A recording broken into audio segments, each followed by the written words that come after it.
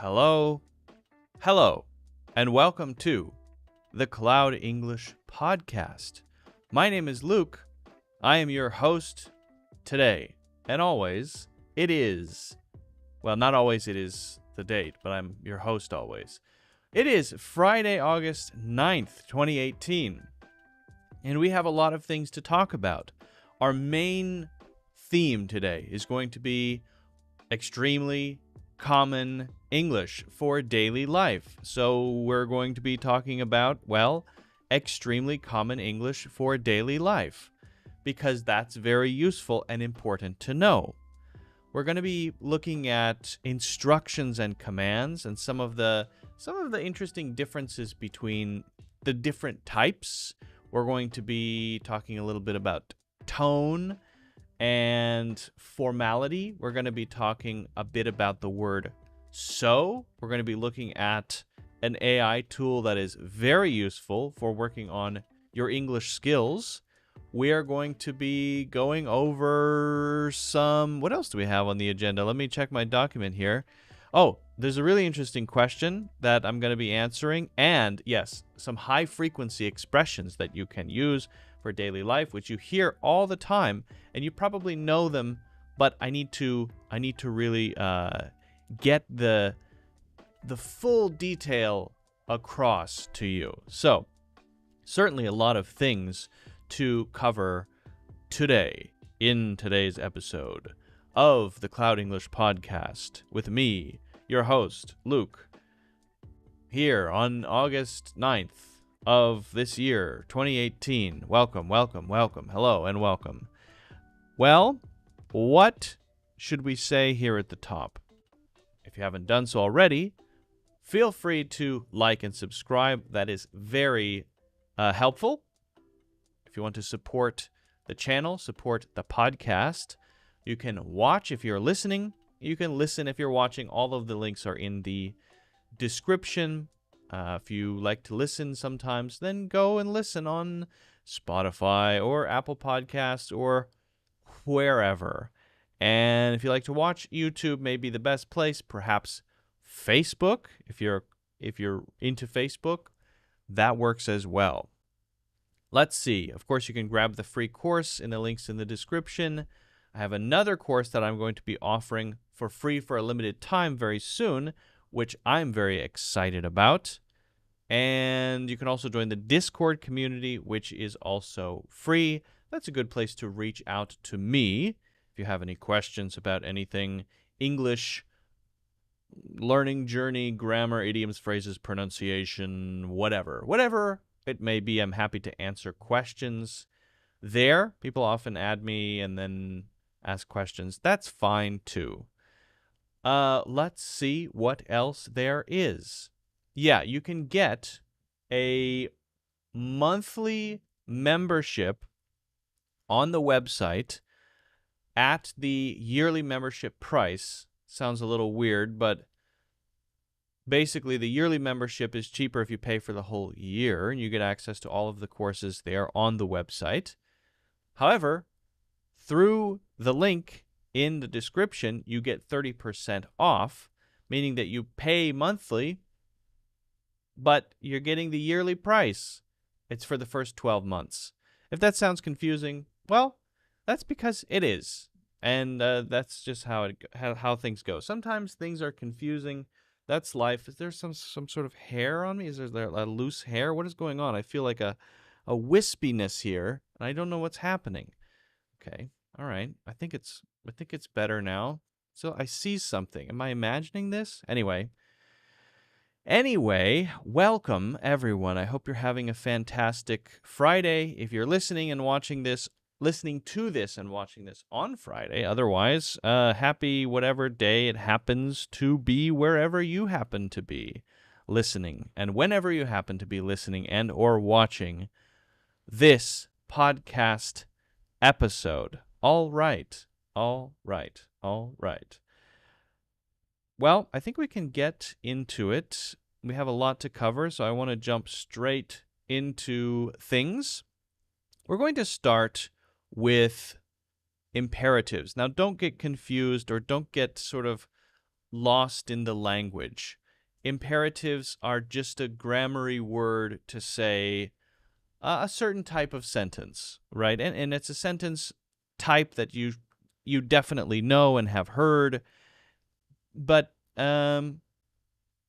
we have to explore this a little bit, I think. I'm going to turn my audio up a little bit. Hopefully that's a little bit better. I'm seeing my volume is a little bit on the low side, but hopefully that's okay now. All right. So let's hop into it. Oops, that's not what we want. We want this one. We'll look at that later. Yes. This is the one we want. This is the one we want. What is an imperative sentence? How can you use it? How is it useful? Well, that's what we need to talk about. There are different types of English sentences. Some sentences are used to make questions. Those have a special fancy name, interrogative sentences.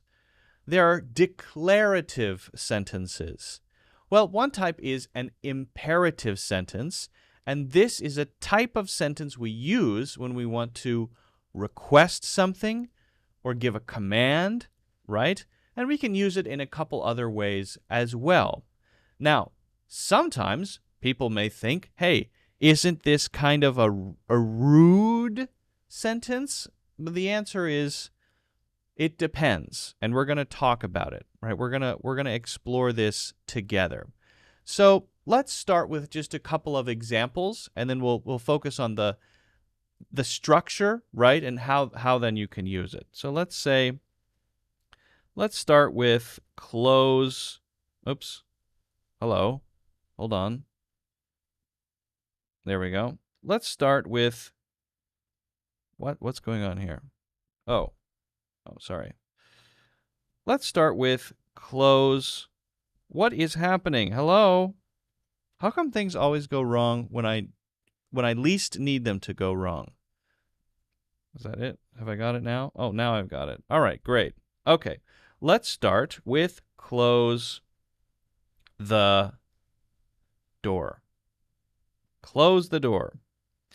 Now, what is going on in this sentence when I say it? Usually when we learn sentences, we learn that they have a subject at the beginning, right? Like, she closed the door. Well, this doesn't have that. This is starting with the verb, right? Here, it's starting with the verb. And that's because there's this thing which is an implied subject. Because you're talking to someone, when you use this type of sentence, well, you don't have to say, you should close the door, for example. Or you don't have to say, I want you to close the door. Because I'm talking to you directly, the subject is implied, and so we don't need it. And so we start with the verb, and we can use it as a command or as an instruction. Now, we're going to look at a couple other examples, and then we're going to talk about really what is the difference in function, right, and how we use the imperative sentence. So let's try pass the salt.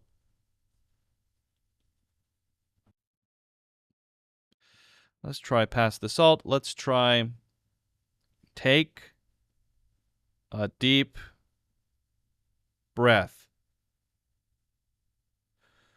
Let's try take a deep breath, and how about come to the party?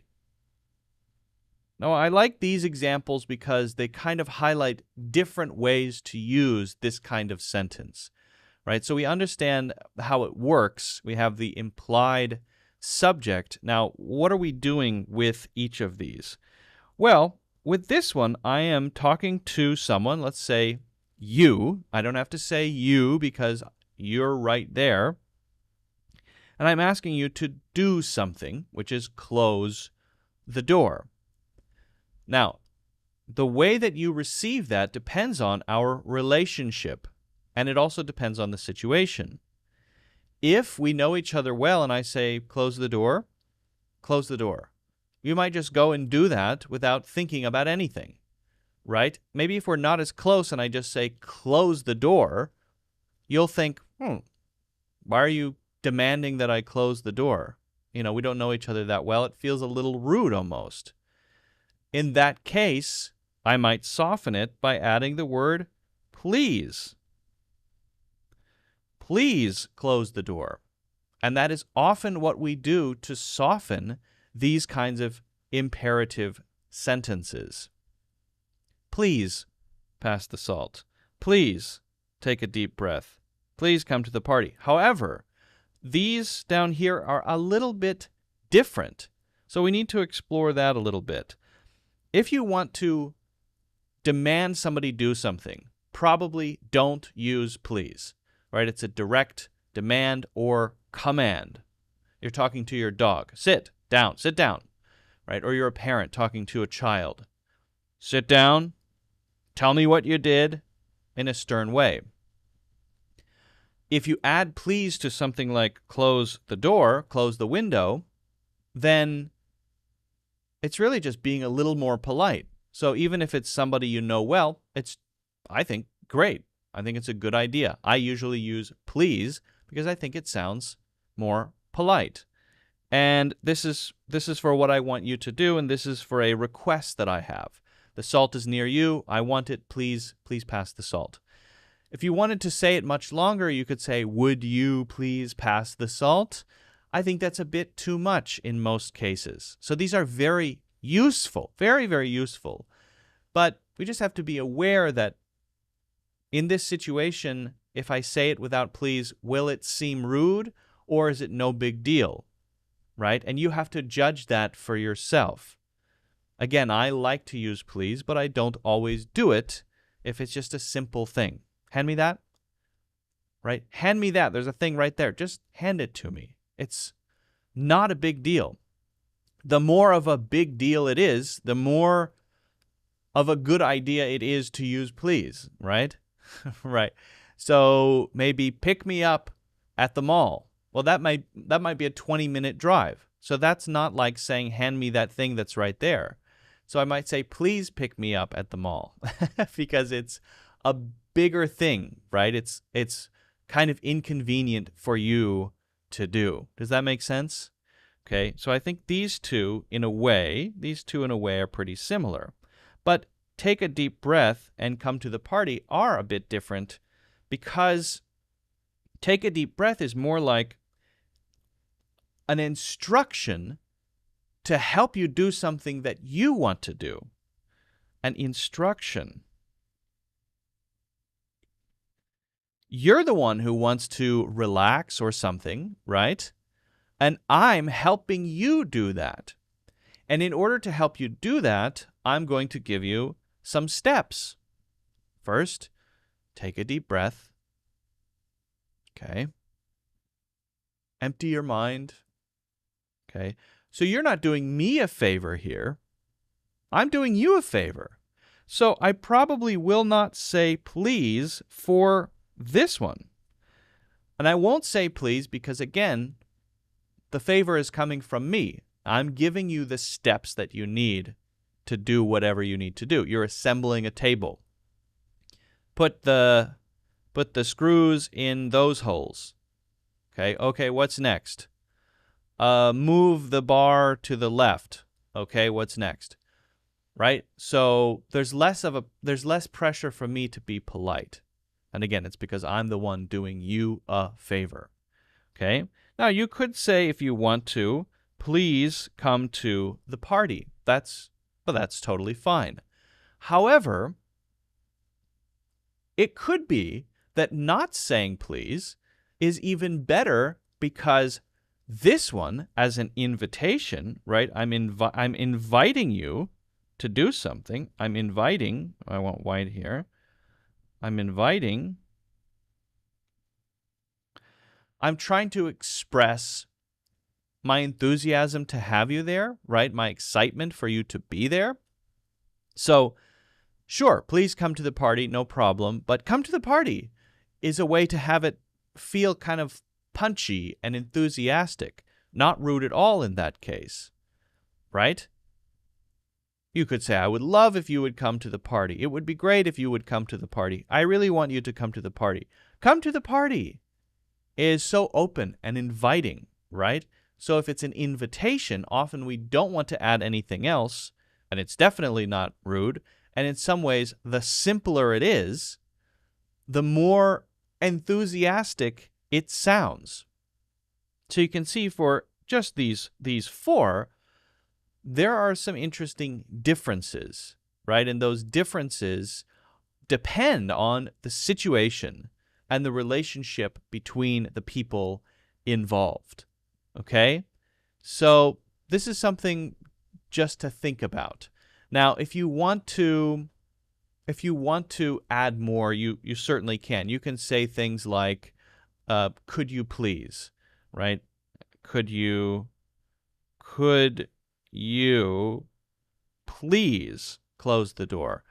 Adding more words tends to make things, in general, especially if we're using words like could or would, more polite. It's less direct, certainly, but that makes it a question, so that's a little bit different. And using direct language often makes things, let's say, more clear and can possibly be rude if you're commanding that somebody do something, right? And you are upset, can be rude, but can also just be very clear communication. In the case of take a deep breath, I'm just helping you. And if I say more words, the chance that you will be confused is higher, right? So try these out. I think it's a very useful kind of sentence type to communicate in English. I use imperative sentences all the time, all day, every day. I use them in all these different ways and more. It's important to get into the habit of using them and to really deeply understand them. So you have to practice, but if you have any questions, let me know. If you haven't done so already, don't forget to hit the like button and subscribe, and also get a free course in the links in the description. Yeah. I think very useful. Very, very useful. Oh, what happens here? Why did that happen? Why does that happen sometimes? So frustrating. I always have Blackboard woes. It's a constant struggle with the Blackboard. Some of you may have witnessed that. It's a battle between me and the Blackboard. I've tried. I do a lot of different things. I have different Blackboards for different things. But yeah, the war of the Blackboards is never ending. You close the door. Depends on the intonation. Yeah, that's another interesting point. The intonation is relevant. If you say it, close the door, like that, and instead of close the door, both of those could sound like kind of direct and rude commands. Could. Depends on the situation. It's complicated, right? It is quite complicated. All right, I do have a question I want to talk about as well. I think a very interesting question. So we will get to that next. And by the way, those who are here live, because we are live, we're recording this live, if you have any questions about any of the things that we talk about vocabulary, about phrases, about idioms, about grammar, pronunciation, feel free to ask in the comments. I will do my best to provide answers to your questions. We used to only do Q&As. Back in the day when I first started doing some live streams, it was only question and answer, nothing else. And I think I like having planned things to talk about because, it's more useful because I'm thinking about it in advance rather than just talking off the top of the dome, but still, answering questions in the moment can be helpful. So if you have them, let me know. I have a second channel where I posted, when I used to do those, all of the clips from individual questions. So feel free to check that out. And also, is my audio level okay? I feel like my volume is slightly soft today for some reason, even though I did turn it up. Hopefully my volume is all right. If I can get an audio check, that would be fantastic. Okay. So let's work on this. Let's work on this question here. I'll head back to the blackboard and bring up this interesting question. I think it is a very interesting question.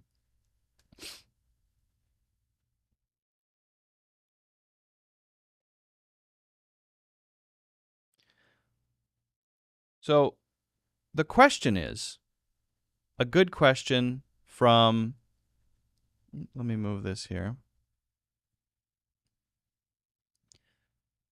The question is from a student about the word so. The word so. And this is something that I've heard even native English speakers mention. It's kind of this phenomenon. The question is, it's really more of a statement. Explain the phenomenon of modern English using the word so at the beginnings of sentences.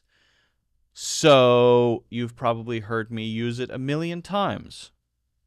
And you probably hear native English speakers use it all the time. Is this a kind of Valley Girl type of expression like or that kind of thinking word? Is it just a thinking word? It really isn't just a thinking word. It is a very helpful word. Often the word doesn't have this very strong meaning that adds a lot of meaning to the sentence, but it is good at adding context, right? Helping to contextualize a sentence. So let's explore some of the different ways that we can use this. Now, there's an interesting article actually about this that I read, and I got a couple of ideas from that article. It's actually been around as a part of language for a long time. From that article, I learned that, for example, F. Scott Fitzgerald, a novelist in the 20th century, used so at the beginnings of sentences fairly frequently. And so this is not a new thing. If it feels like a new thing, it's due to maybe the awareness of it. Once somebody says something, then people are aware of it, and then it seems to be everywhere, right? There's this thing that happens when you hear a new word and you learn it, then suddenly you start hearing it everywhere, right? And it's probably not because it is now more frequent because you learned it. It's because before you were just filtering it out.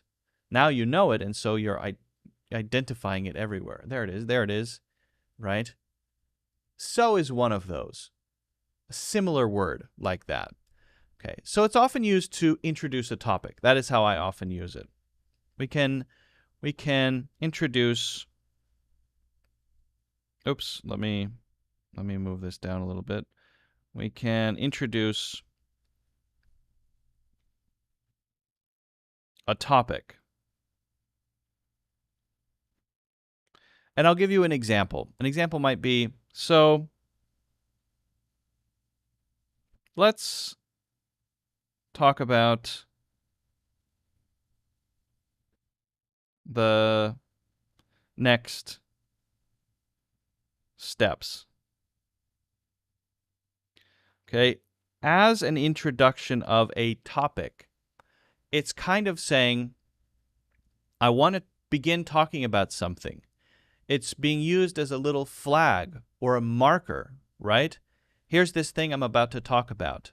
If I didn't say it and I just started saying what I want to say, there's a risk of people not catching the transition, right? So I'm talking about one topic, And now I want to talk about another, using so as a little marker that says, hey, I'm going to talk about a different thing now, right?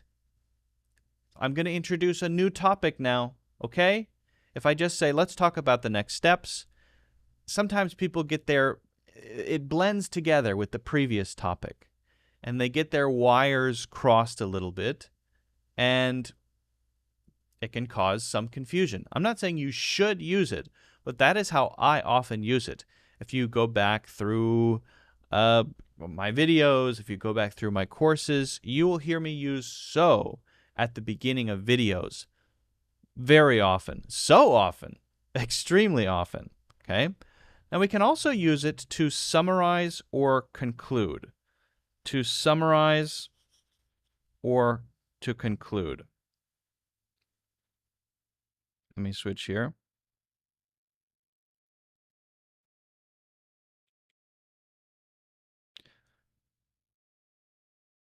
Again, kind of as a little marker. And I'll give you a quick example. An example would be, so we really need to focus on the marketing budget. Now, that could be something that I say at the very beginning, right, to introduce a topic. But perhaps when I introduced the topic, I said, here are some problems, and I think we have some possible solutions. Now, in my opinion, the answer, the proposed solution, the thing that may resolve some of the problems I've been talking about, is focusing on the marketing budget, increasing it, decreasing it, whatever. Okay? So I'm kind of wrapping up a thought. I'm not giving a full summary, but I'm kind of getting to the end of what I wanted to say, and now I'm giving the sort of punchline. Okay? It's sort of like saying, and as a result of everything that I've said up to this point, we need to focus on this. It's kind of like that, wrapping up a speech, wrapping up a main point that you're trying to make, an argument, a group of ideas that are connected together. And then when I want to say, now here's the thing to really listen to, I'll start with so to mark it, to wrap up those ideas or to conclude that thought before moving to the next thing. So we really need to focus. As a result of everything that I just said, we really need to focus. Okay, so another so. See, I can't help saying it. So, and again, that's using it this way. So it's a very useful, very common piece of everyday spoken English, especially spoken English. That is what I just said, kind of wrapping up that thought before, hey, I move to the next thing, which is to focus on the background, to provide some background information. Providing, what do I start with the wrong color? Providing background.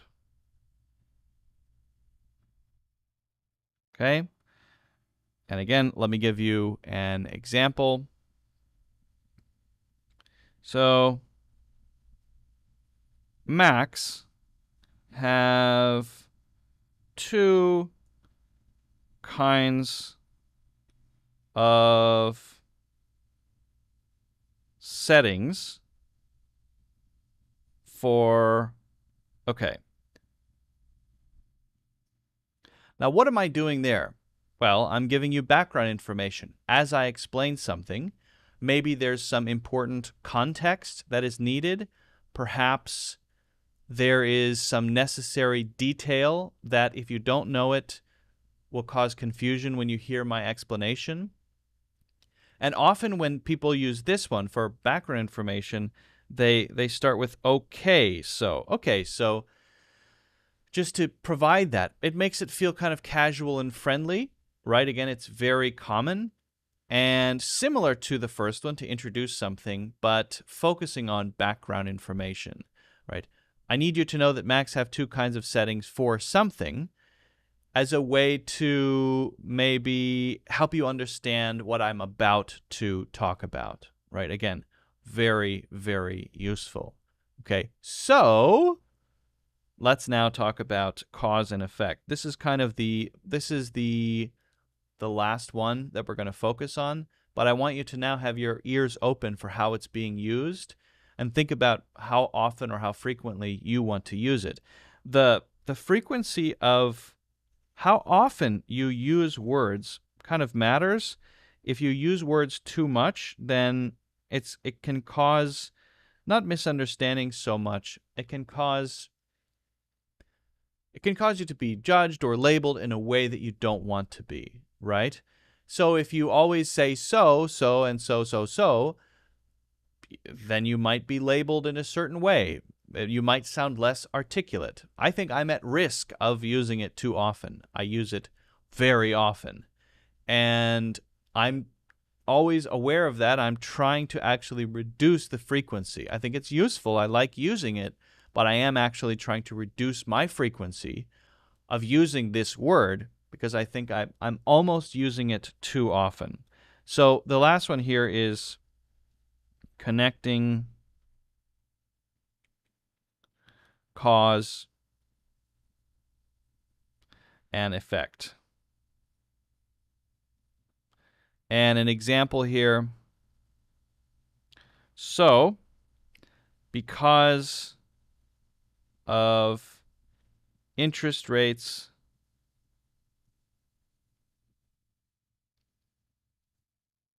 farmers are struggling.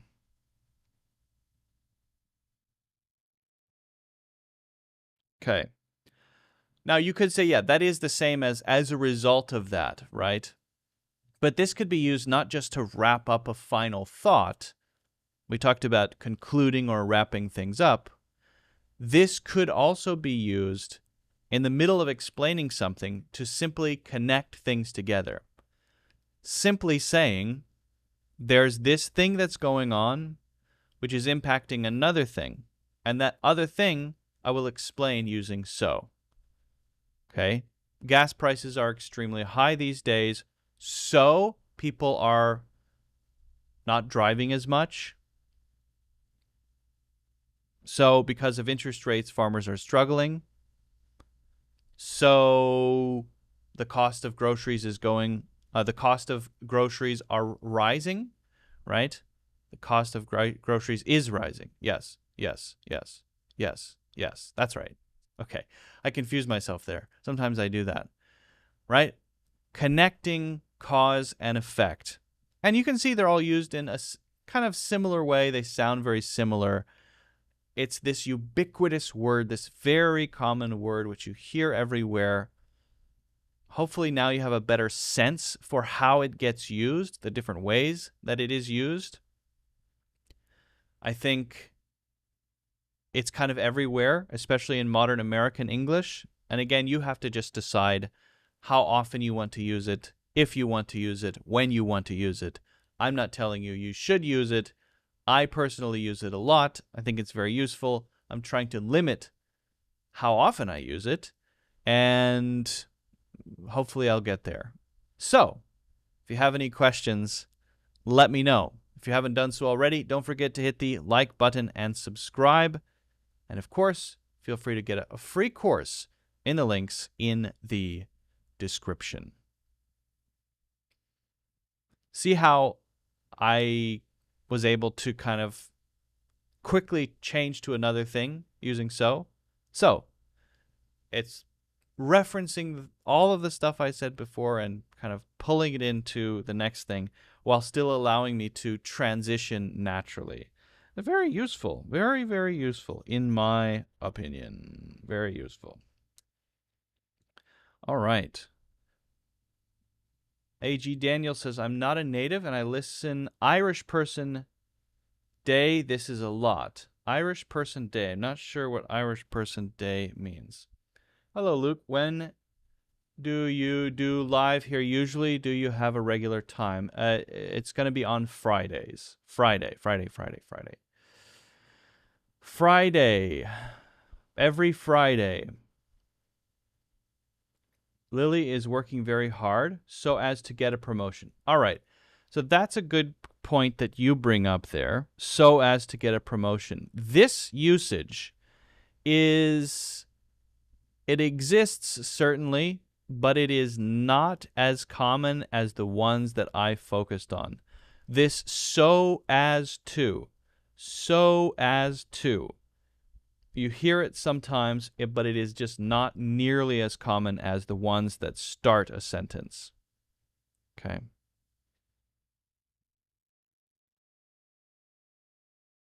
But it's correct. It just sounds more formal, right? AG Daniel, again, I'm not quite sure. I don't understand your previous comment, so I can't answer. Apologies. Okay. Let's see. We have a couple other topics I want to get to. One thing I did want to just show you. So if you may have seen, I've posted a lot of I have a lot of videos on ChatGPT, using ChatGPT to improve your English, and a course on using ChatGPT to improve your English. Feel free to check that out. ChatGPT is still an amazing tool for improving your English, of course. But the weakness is often citation, right? Tell me where you got this information from. Not always the most reliable way to get information. Hopefully it's correct, but you don't know, right? And so there is a tool that is becoming more popular, quite popular, that I think is a hint at what search will be like. And it is, I think, a powerful tool to improve your English, especially to learn new things, new words, new phrases, right? It's like having a better version of Google kind of there with you. Why is it better? Well, I'll show you in a second, but when you search things on Google, you search for an answer, and often what you get is links, and then you have to go into those links, and you have to find the information yourself, right? And if you ask ChatGPT, you get information. Hopefully it's right, but sometimes it's hallucinated, right? Sometimes it's not super useful. So I want something kind of in the middle. And Google is getting better at providing a summary answer and then providing the links, right? But Perplexity is something that I've been using a lot recently. So let's take a look at this. It's actually very cool. Let's take a look at Perplexity. So the interface is kind of, ChatGPT-esque, we could say. It definitely has some shared maybe design language. You're using a prompt in the same way, but the experience is a bit different. So let's say I'm preparing for a job interview, okay? And as part of my job interview, I want to practice giving answers. So I want to understand a framework. I want to practice a framework for answering questions. One I know that a lot of companies use is called the STAR method. But I don't really understand how it works. I want to understand it better, okay? So I'm going to simply ask. And the questions can be very qualitative, right? You can ask for what you want in the form that you want it. So I want to learn, for example, I want to learn how to answer interview questions using the STAR method. And then maybe I'll add here, please provide specific example answers following this framework. or this method, okay? And you can do a pro answer or a regular answer. I'm just going to do a regular answer. And then you get the sources, where it is pulling this from, okay? And you can click on those. Those are sort of like classic links. But it's the opposite. For Google, the focus is on the links, and maybe you get some extra information or summary. Here, the description or explanation of what you're asking for is primary, and the links are secondary. So you can check the links if you need them, but you may not even need them. I often don't even click on the links because it tends to be quite reliable. The STAR method is a structured approach to answering behavioral interview questions by discussing the situation, task, action, and result, that's SSTAR, of a specific example. Here are some examples of how to use the STAR method to answer common interview questions. Example 1, question: tell me about a time you had a conflict with a coworker. Now it's breaking it down into situation, task, action, result. At my previous job, I was part of a team responsible for launching a new product. One of my coworkers and I had differing opinions on the marketing strategy. My task was to ensure that the team reached a consensus on the strategy to meet our launch deadline. In the action, I organized a meeting where each team member could present their ideas. I facilitated the discussion to ensure all voices were heard and encouraged compromise.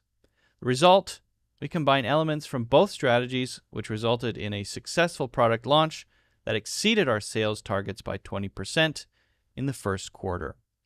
Then I have another example here. And the cool thing also is that you can grab specific pieces and ask a follow-up question, right? Maybe I think this is too generic. I could say, give me a different result here. Or I have a question about why this is the result, or how to explain the result, or something like that, right? 3 examples here. Another one, achieving a goal. Give me an example of a goal you set and how you achieved it. Okay. Now I might say these examples are fairly generic. I would like a sample answer for a highly technical situation in the field of, let's say, supply chain management, which I don't know very much about, but let's see what we get here. So I want something maybe a bit more technical. Oh, and I get some images here explaining how the STAR method works. That's just a web search. Can you describe a time when you identified and resolved a bottleneck in a supply chain process? In my previous role at as a supply chain analyst at XYZ Corporation, we faced a significant bottleneck in our fulfillment process. The issue was causing delays in shipping, leading to customer dissatisfaction and increased operational costs. Okay. And okay, so it's a little bit more technical. It's giving a bit more detail. Okay. And you could ask for it in different fields, sample answers following this approach. Now you could do that same thing in ChatGPT, but when you're getting the information about, for example, the STAR method, you often with ChatGPT don't know for sure that this is reliable. Hallucinations are still fairly common. Let's try something else here. What are the most obvious differences between British and American English? Okay, maybe I'm just curious. I'm working on my English. I want to understand, what are the differences? The differences between British and American English are notable and can be categorized into several key areas. So vocabulary, one of the most obvious distinctions is vocabulary. Many everyday words differ between the two variants. Trunk, US, boot. Apartment, US, flat, UK.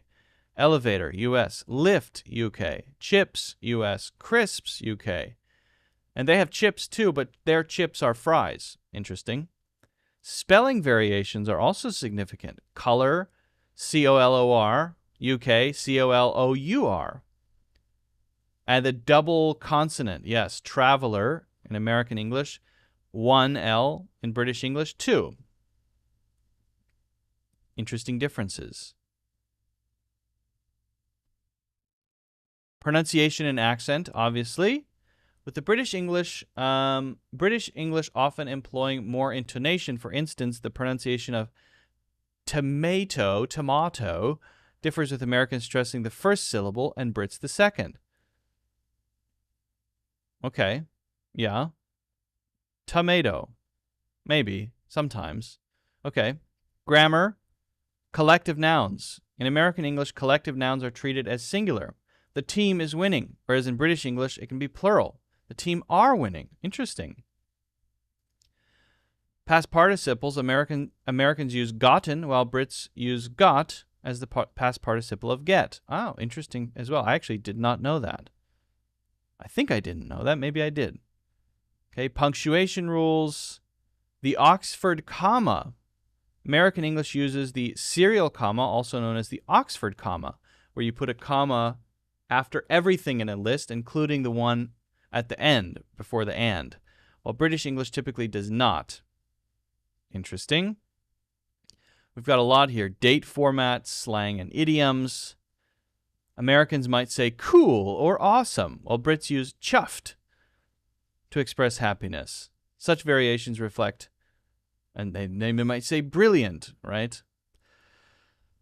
Lead to misinterpretation. Overall, British and American English have distinct differences in okay, that's just the summary. Okay, so you know, helpful information to get it all in one place instead of clicking around.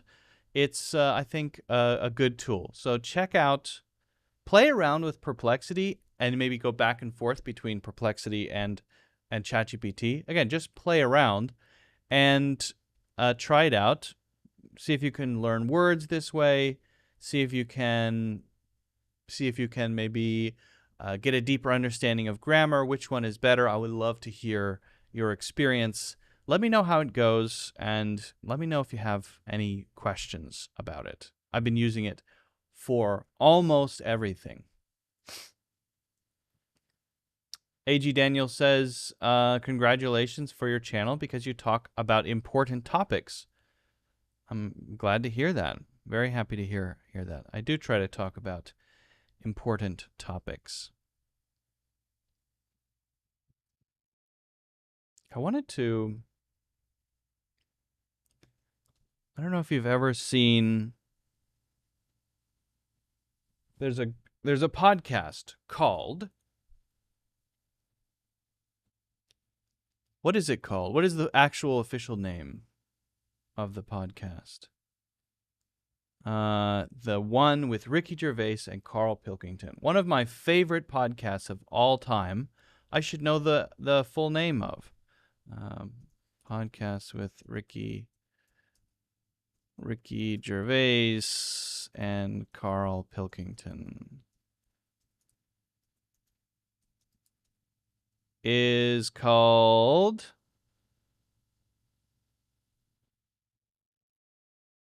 what's the name? The Ricky Gervais Show. Oh, The Ricky Gervais Show. Okay.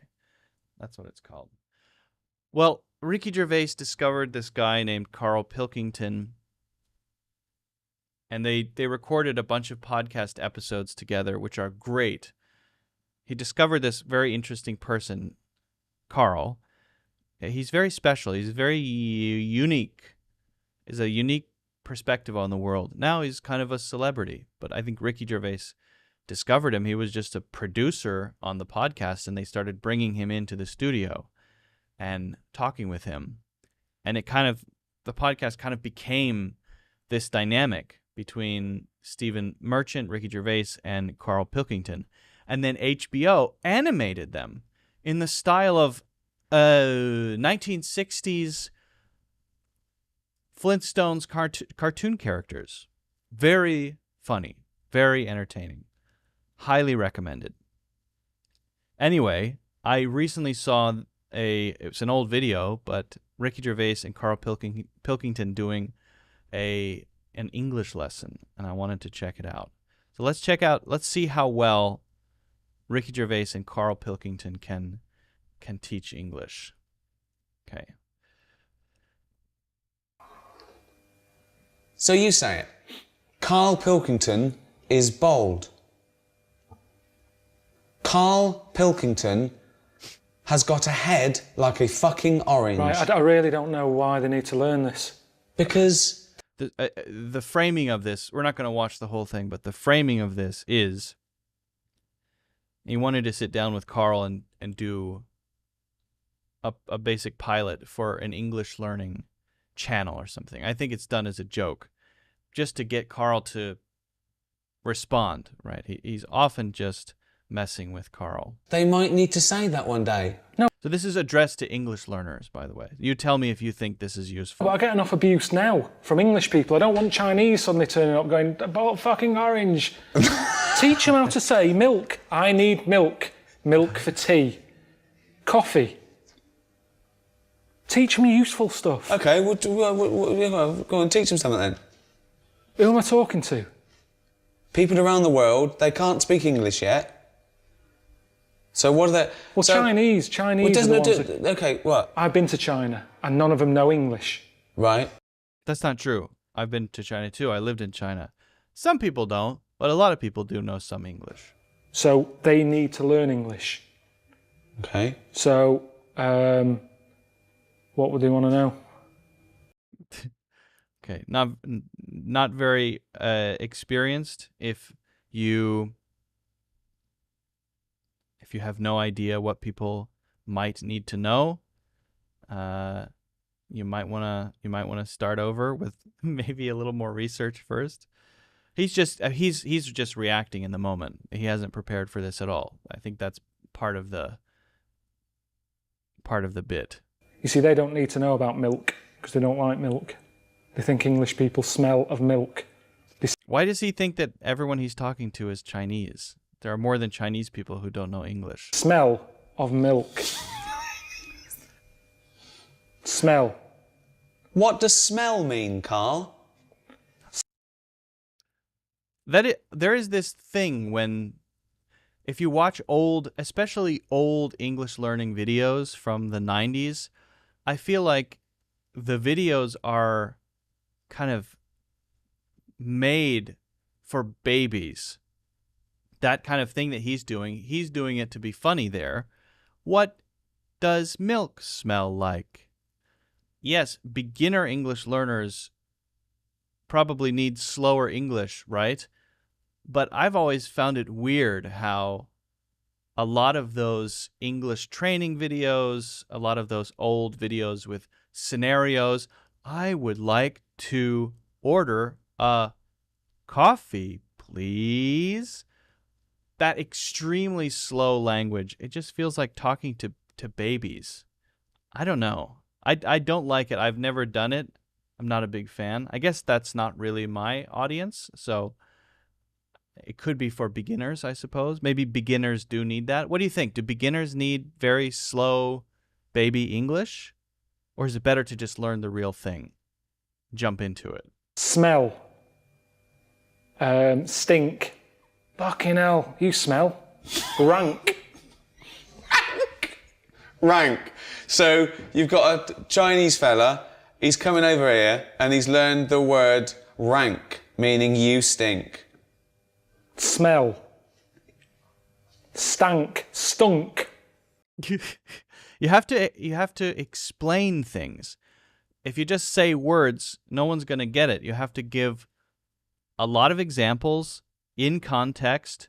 You have to give an explanation in simpler language.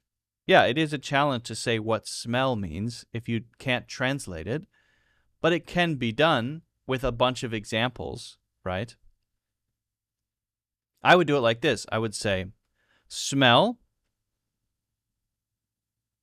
and I would say the different forms. Smell, smells, smelled, smelling, just to give some of the different forms. And then I would start putting them in simple sentences. I would start with maybe one usage. I smell garlic. I smell a flower. I smell cheese. Okay, and I would just give a bunch of examples. That smell means that's what I'm doing, right? And it's not making any comment about how it smells. Then I would go to the other way that smell is used, and I would make some sentences there for the ones that I gave. The flower smells good. And I would use a hand gesture. This is, again, talking to a very basic English learner who maybe doesn't know anything. The flower smells good. The cheese, and use your face. The cheese smells, use your face. Bad. Bad. The cheese smells bad. So you have a couple different uses there of smell, starting to build it out very slowly. Then it's got to be interactive.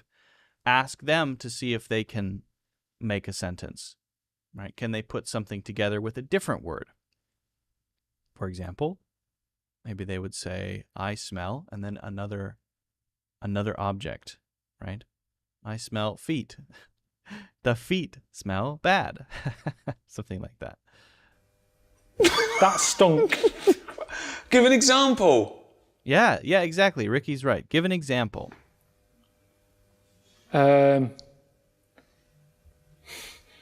You smell.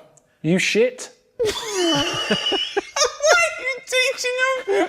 Because you told me, you said they want to know about smell. Yeah, right. But why are you teaching them without prepositions and proper grammar? Why are you teaching them to speak like this? Stink, you shit. Why are you teaching them to speak, to just speak proper English? Right, okay then. Always speak proper English. Okay, tell them. So what do they want to know? Well, what smell mean? Okay, smell. This is about... So we're still on smell. We're trying to get smell. Smell. How do we use smell? featuring the word Okay, right, smell. right. Smell. This is about the word smell. Right, when something smells, they know what it means. No, they don't. When something stinks, when it's Well, no, off. it doesn't always mean that, because it's also a verb. All right, a nice smell. It's also a verb to smell. It's a verb. Smell is a verb. Yes, but what they've got to remember is if they go up to someone and go, you smell, it's not always positive. It's not positive. You wouldn't... It's never positive. If you go up to someone and say, you smell, without adding anything else, that's very rude, and it means you smell bad. Just saying you smell with nothing else means bad. That smells. That smells. Anytime it smells is like saying it stinks, is like saying it smells bad. It smells terrible. But if you just say it smells, it means bad. It only means good if you add a good word, if you add a nice adjective. It smells amazing. That pie smells amazing. It smells delicious. You smell nice. You smell like oranges, right? You have to add some positive word, and then it has a good meaning.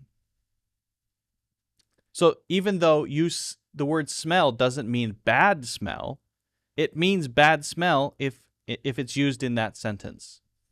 Something smells. Ugh.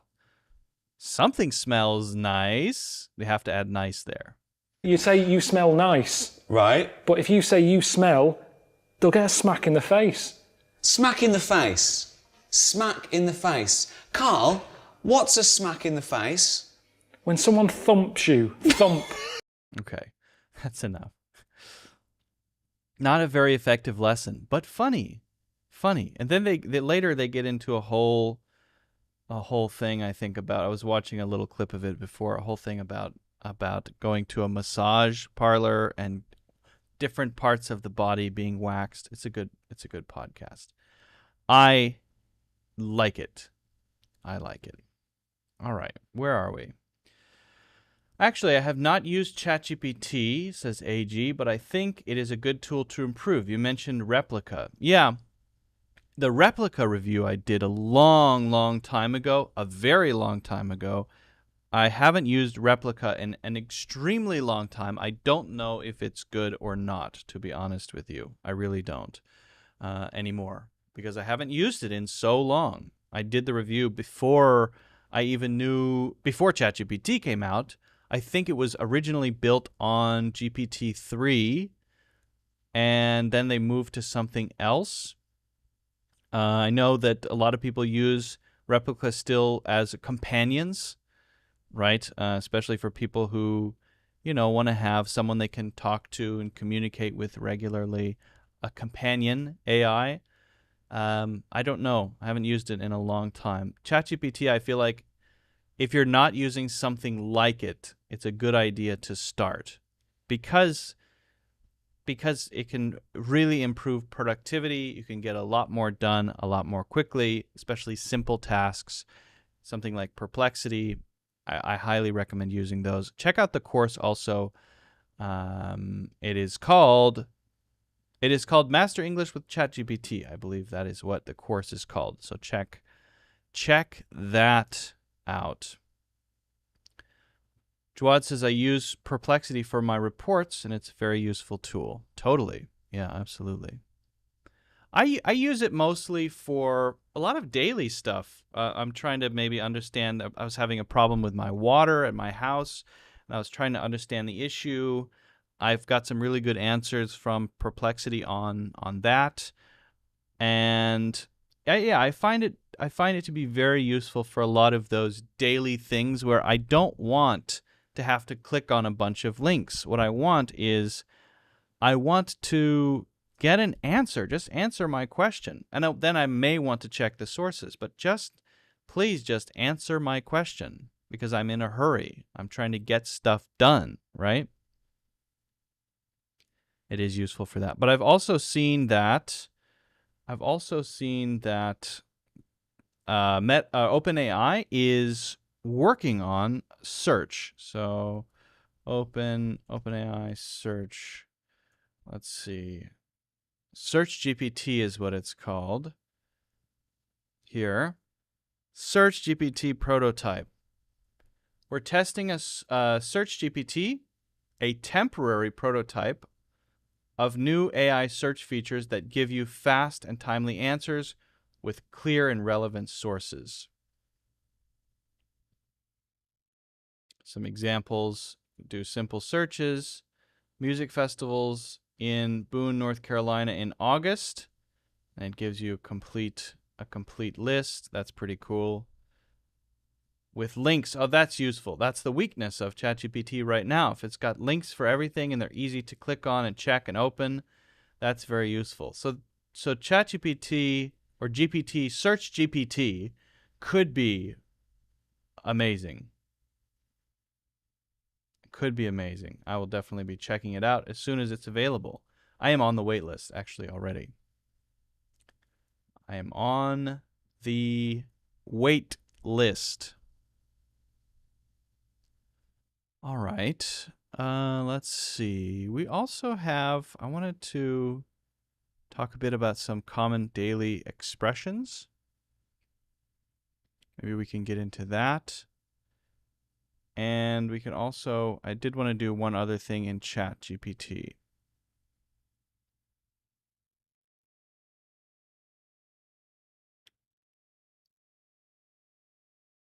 Let me open up, hold on a second. I'm going to open up the ChatGPT app. And switch over to that. I'm just going to make sure this is working here. Give me 1 second. Let's see. ChatGPT. Yeah. Can I zoom in? Not much. Not much.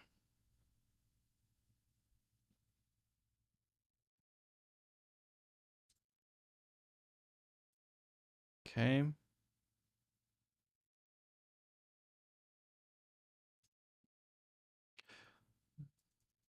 Oh, just give me 1 second. I have to add one thing.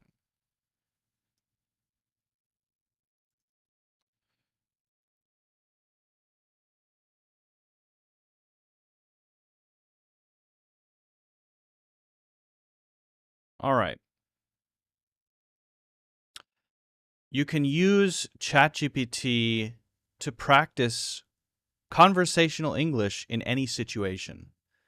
It's pretty cool. And I mean real-time conversations. I'm going to be doing it in the Mac app, but you can do it in the mobile app as well. Currently, right now, you cannot do it in your browser. You can have a back and forth conversation, but you have to do speech to text. Yeah. So we're going to have a live role play or live conversation. We're going to use a simple prompt for a couple of different situations. You can adjust them, change them, and practice your English anytime. Right. Now, this is just going to be a very basic demo to show you how it works. We could fine-tune the personality of the person we want to talk to. We could spend more time on that. We're just going to do a very simple back and forth conversation, okay? So first, let's start with ordering food at a restaurant. Now, I can't zoom this in any further, so I'm just going to read it to you because I'm in the Mac app. I'm not on my browser, okay? So what I'm saying is, you are a waiter at a popular restaurant. I'm a customer who isn't sure what to order. Please recommend some dishes, describe the specials, and help me decide on my meal. Once I've made my choice, take my order and ask if I need anything else. And then I'm going to instruct it to wait for me to say, let's begin, before you start. Okay? All right, so let's try this out. I'm going to just make one small adjustment here while I can see it. It's very small, I know, I apologize. I know it's very small, okay? But it's going to become a live call in a second, so here we go.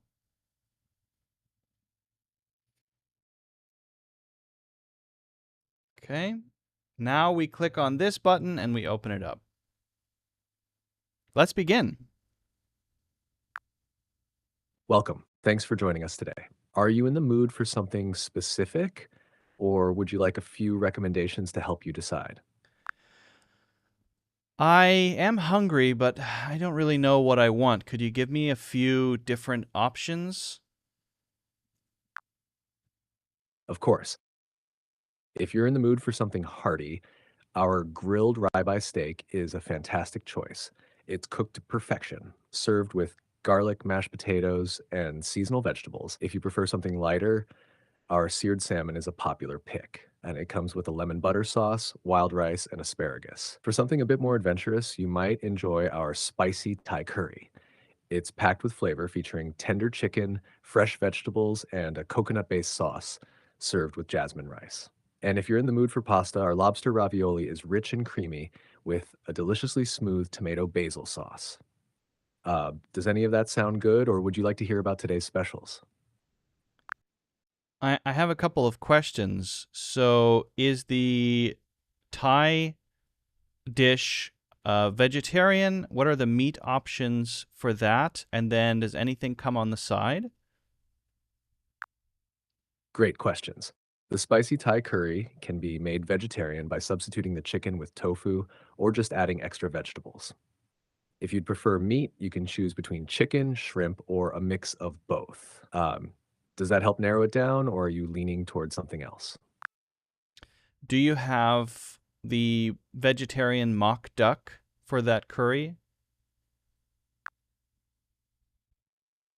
Yes, we do offer vegetarian mock duck as an option for the spicy Thai curry. It has a great texture and really soaks up the flavors of the sauce.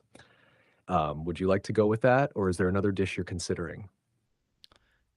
Yeah, I think I'll go for the Thai curry with the mock duck, make it extra spicy. And if I could get a little side of the mock duck as an extra, that would be great. That sounds like an excellent I'm a choice. mock duck fan. I'll put in your order for the spicy Thai curry with mock duck, extra spicy, and a side of mock duck as well. Would you like anything to drink with your meal, or perhaps an appetizer to start? What do you have as appetizers? We have a nice selection of appetizers. Here are a few favorites. Crispy spring rolls filled with a mix of vegetables and served with a tangy dipping sauce. Spicy garlic This became edamame, an steamed Asian edamame restaurant. tossed in a spicy garlic sauce. Bruschetta, toasted baguette slices topped with fresh tomatoes, basil, garlic, and a drizzle What of kind of balsamic restaurant has glaze. bruschetta Stuffed and mushrooms. Large spring mushrooms rolls? filled with a savory blend of cream cheese, herbs, and breadcrumbs. Calamari, lightly breaded and fried, served with marinara sauce and lemon wedges. Anything catch your eye? What kind of restaurant is this? You have appetizers that are either very Asian or very not. Is this some kind of weird fusion restaurant? I thought I was at an Asian restaurant. I can see where the mix of options might be a bit confusing. We are indeed a fusion restaurant, blending Asian flavors with some Western touches. This I allows say. us to offer a wider variety of dishes that cater to different tastes, while still keeping the core of our menu focused on Asian-inspired cuisine. Since you're in the mood for something more traditionally Asian, the crispy spring rolls or the spicy garlic edamame would be perfect appetizers to complement your Thai curry. Does one of those Let's sound go. good to you?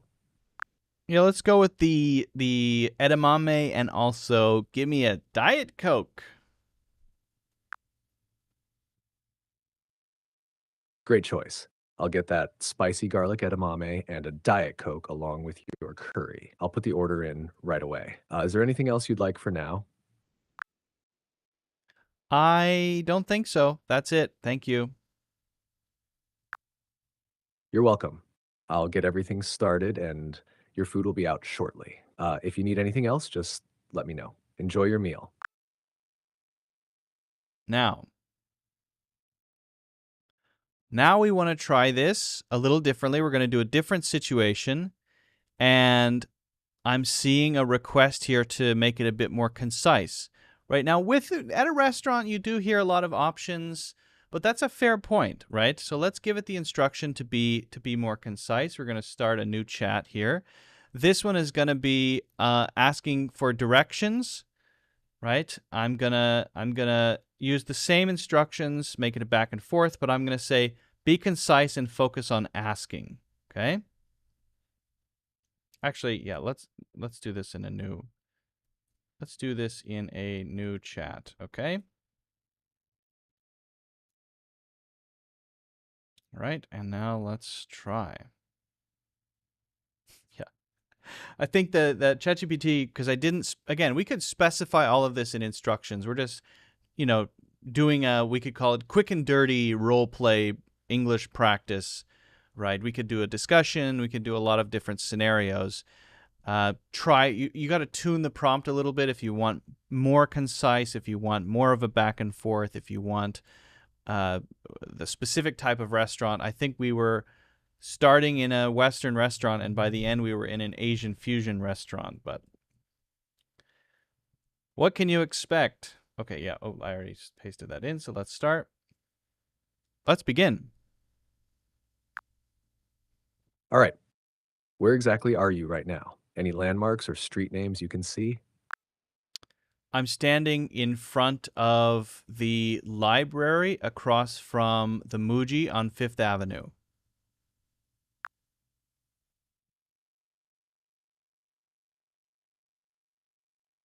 Great. From where you're standing, head south on 5th Avenue for about 2 blocks. You'll see the entrance to the subway station on your right. It's just past the big department store. Need help with anything else? Well, okay, that helps me get to the subway stop, but I am just visiting the city for the first time, and I'm looking for some interesting things to do. I'm not really a touristy person, so I'm trying to find some interesting things going on in the city while I'm here. If you're looking for something off the beaten path, I'd suggest checking out the local art galleries in Chelsea. There's always something new and interesting there. Also, the East Village has some unique, quirky shops and hidden speakeasies that you might enjoy. You could also catch some live jazz in a more intimate setting over in the West Village. How does that sound? Anything in particular catch your interest? I'm not really into jazz, but it would be interesting to see some art galleries. What are some of the different unique places to look at art in the city? If you're into unique art spots, start with the Chelsea galleries. Some standouts include the Gagosian Gallery, which often features big names, and the David Zwirner Gallery, known for contemporary and cutting edge exhibits. For something more experimental, check out the Hole in the Bowery area. It's a bit edgier and showcases up and coming artists. Also, the Lower East Side has some smaller, independent galleries that often have surprising and unconventional exhibits. Any of those sound like a good fit? Yeah, I might check out. I might check out Chelsea. I'm looking for some other stuff to do as well, not just go to galleries.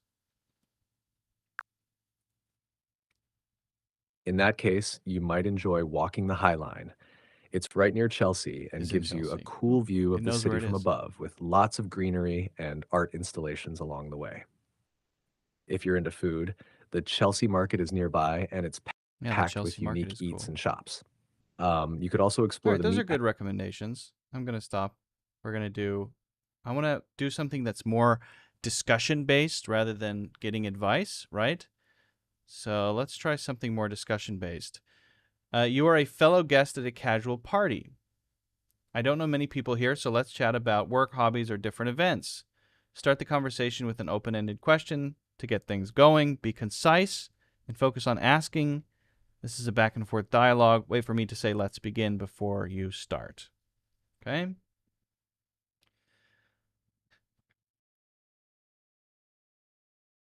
Let's begin. So, what's been keeping you busy lately? Anything exciting happening at work or with your hobbies? Actually, quite a few things recently happening with work. I'm working on a big course that's going to be released this month. It's taking up a lot of time building the marketing plan, the launch strategy, putting together the finishing touches on copy. So that's been pretty exciting. What about you? That sounds like a lot, but really rewarding. Is this course something you've been working on for a while, or did it come together quickly? As for me, I've been diving into some creative projects lately, mostly content strategy and podcasting. It's been fun to mix things up a bit. Okay, I want to hear more about that. But yeah, the course came together very quickly. I put it together, and it just seemed to flow naturally. I'm very excited about it. So, are you a professional podcaster, or you're just doing that as a side project?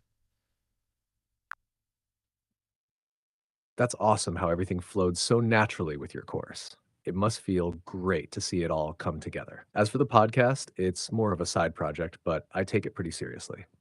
It's a blend of education and entertainment, mostly focused on language learning and sometimes diving into broader topics like culture or storytelling.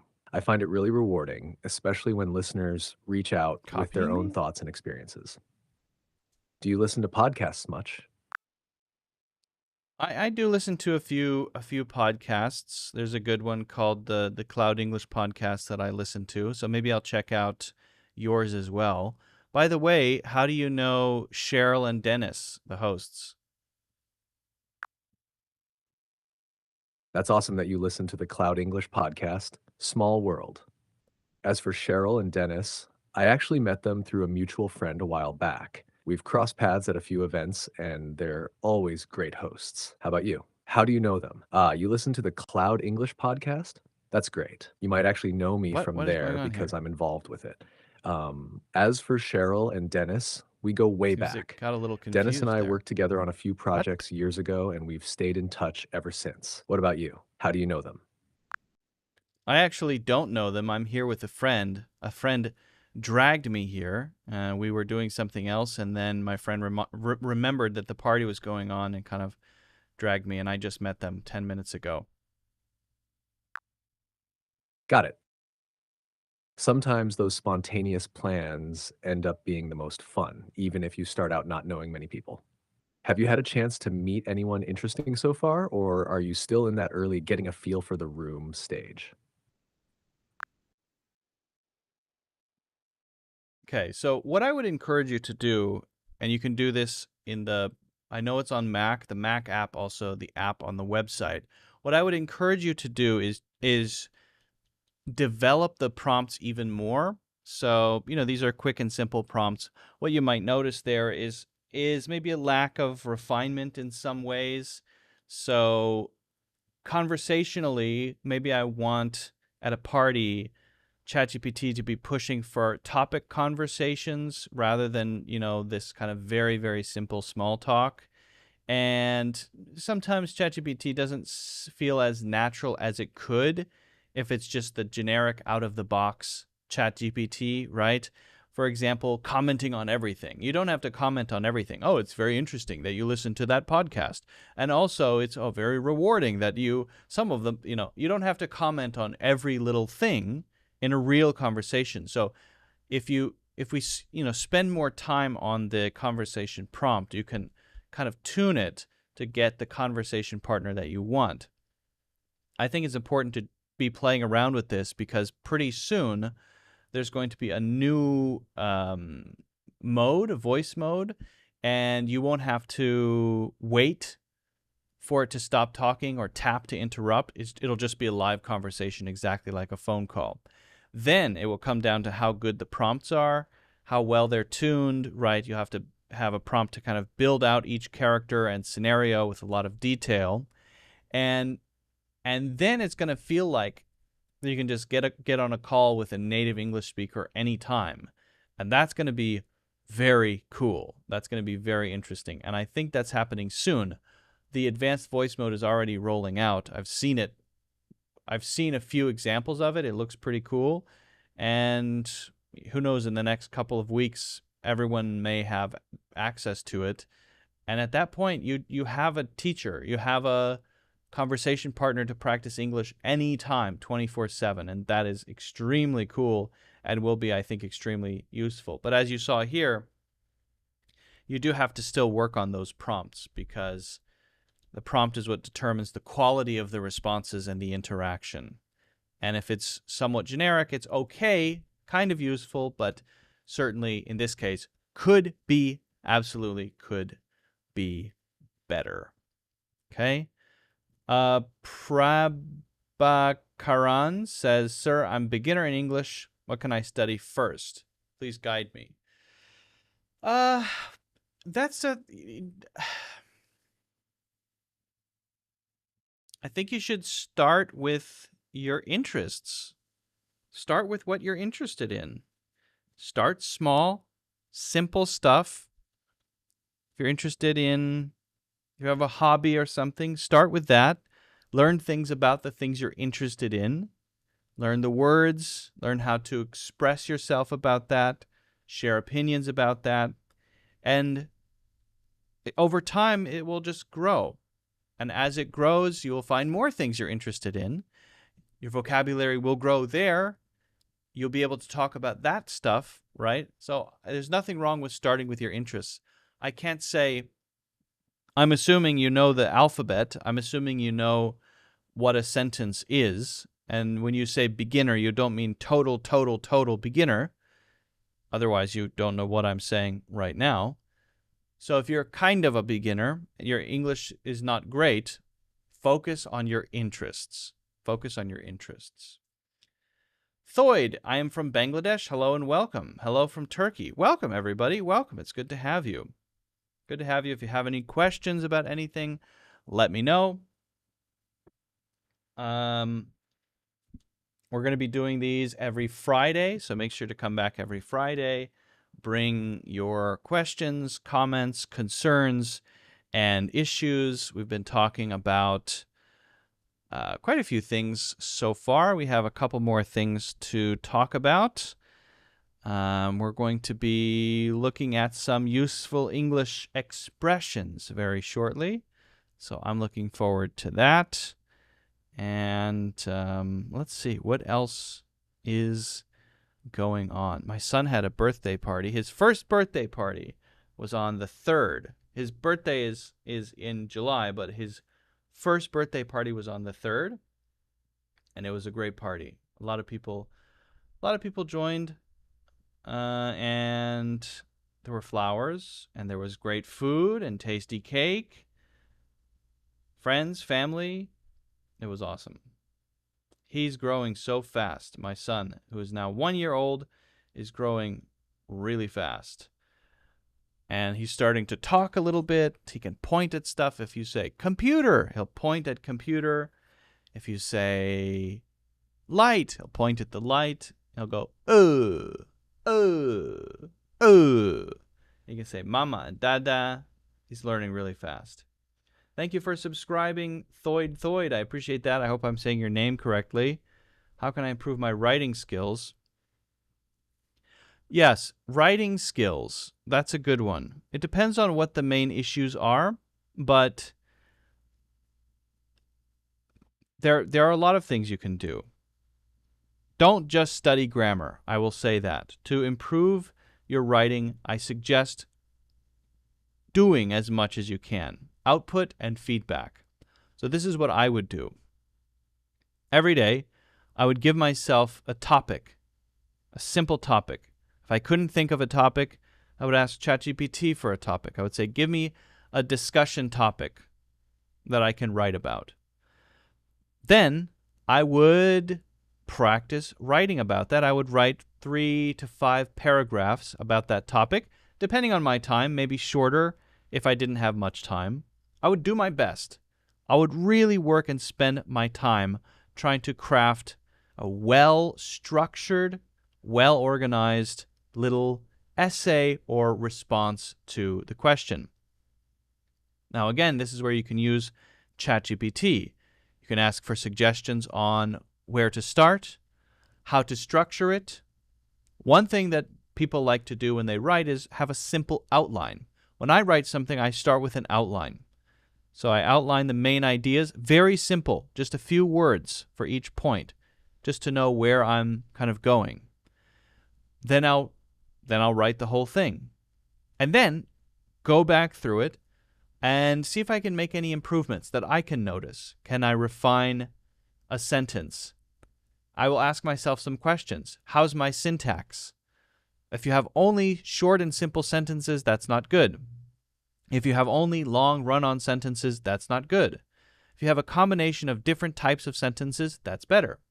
I will check grammar, basic grammar mistakes. Have I used the correct tenses?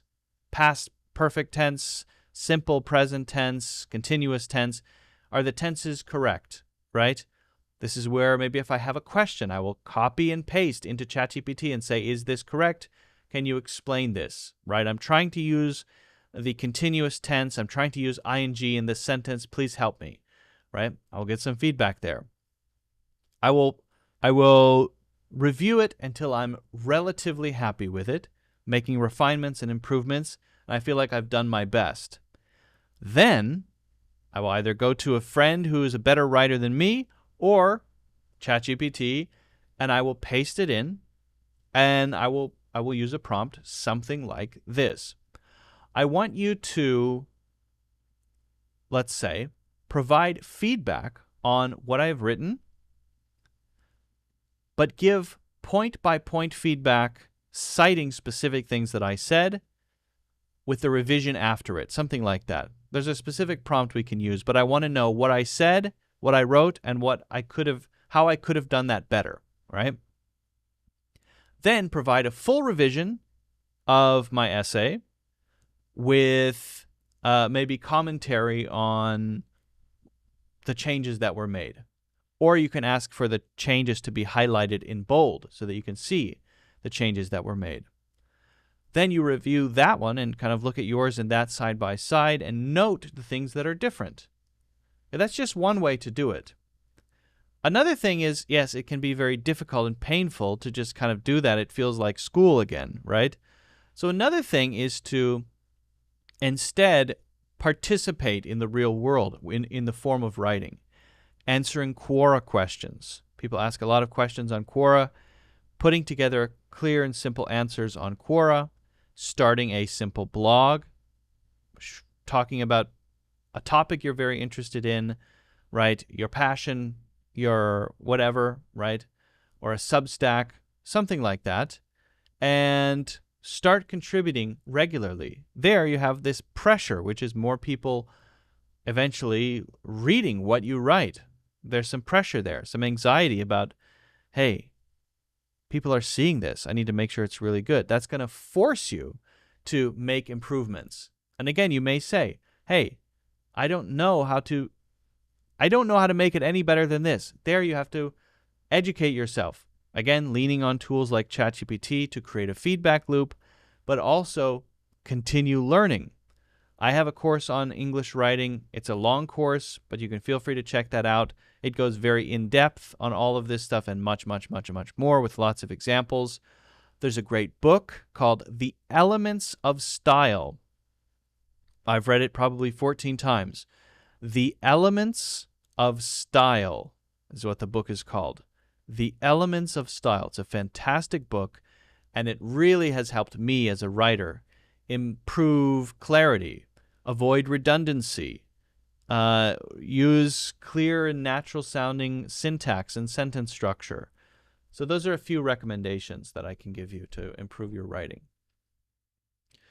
I know you from English Club app. Your videos are useful. Oh, Miriam, thank you so much. Yes, I've seen that a lot of my videos are on English Club. I'm glad to see it. Glad to see it. They've reached out a couple times. Brainstorming is also a useful thing. Yeah, not just brainstorming. You can get really good feedback from ChatGPT on writing. Really good feedback. Miriam says, I'm trying to speak in English. I'm new at this. How can I improve my speaking? Yeah, it's a good question. So it's a broad question. Similar to writing, you have to, it seems like you can, write that question, so at least you have that much English. So a lot of this stuff is solved by building confidence and getting into habits, building habits and confidence. It's not about the skill itself. It's about not feeling comfortable doing it. And just like, learning to dance or learning to ride a bicycle or a unicycle, you have to start. So I would ask you first before I give any recommendations, I would want to say, okay, you want to improve your speaking. How much are you trying right now? And if you say, not very much at all, actually, I would say, why not? Why not? You can practice speaking. I was just doing it 10 minutes ago. I had a conversation about ordering food, right? I had a conversation about directions at a party. You can practice by yourself anytime, right? You can record yourself and listen back. You can join book clubs. You don't have to be a better speaker and improve your speaking, you don't have to learn everything and then start speaking. Language learning is not this step-by-step thing. It's really not. It's more messy. You should be learning new words and learning grammar and, learning new things, idioms, phrases, reading, all good. But that you don't have to do that before I start speaking. Do it all at the same time. But the important thing is, and what a lot of people don't have, is a way to do it, right? Yeah, you use ChatGPT. Practice speaking with ChatGPT. Find a conversation partner if you can't do that. Join a book club if you can't do that. You have to put yourself out there, step out of your comfort zone, even if you can only say a few words at a time. You know more words. I can see that you do because you wrote that comment. So start using the words that you know. It's just a matter of pushing yourself outside of your comfort zone. And you should also push yourself to have some kind of immersion, to surround yourself with the English language as much as you can. Reading articles, Instagram, social media, YouTube videos, podcasts, right? So more input, more output. But if you're not practicing at all, if you're not actually speaking at all, then there's no way for you to improve, right? You have to just do it. Just start, right? Just start. And it doesn't have to be with another person. It can be. That's great. But it doesn't have to be. Okay. I'm already doing that, but I'm afraid that it won't work. As you're saying it, it seems it will work. Yeah, it will work. If everything that I said is what you're doing, it will work. If you put in the effort, if you actually work at it, it will work. It will work.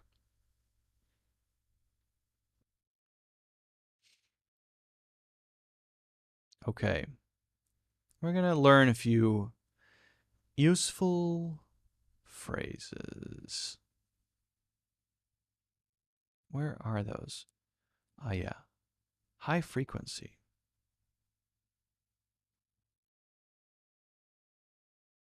Okay. Okay. I asked another teacher about this question. He said just find a good writing and copy more and more. No, that's terrible advice. That's terrible advice. Because then it's good to read. You should read. That's called reading. But don't just sit down and copy other people's writing, because then you're not understanding why it is that way, right? It's much better if you first try, right, and then get feedback on what you try to improve what you did.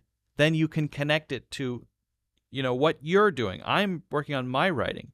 If I'm just copying writing, I'm not learning anything. It's not really a process of learning, right? Like, okay, here's an example. Let's say I want to learn advanced mathematics. So I go to a mathematician and I say, please write down an advanced mathematical formula. Okay? On the blackboard. The teacher writes it down. I say, okay, thank you. No explanations, please. Thank you, thank you. I then just look at the blackboard and I just copy everything down exactly so that their board and my board matches. Now, is my understanding of mathematics better because I just copied down what was on the blackboard? No, it's not. So I need to start with something a little closer to my current ability, right? This is how you learn math in school. You learn a new little thing. And then you have to go home and do 10 homework problems, doing it yourself.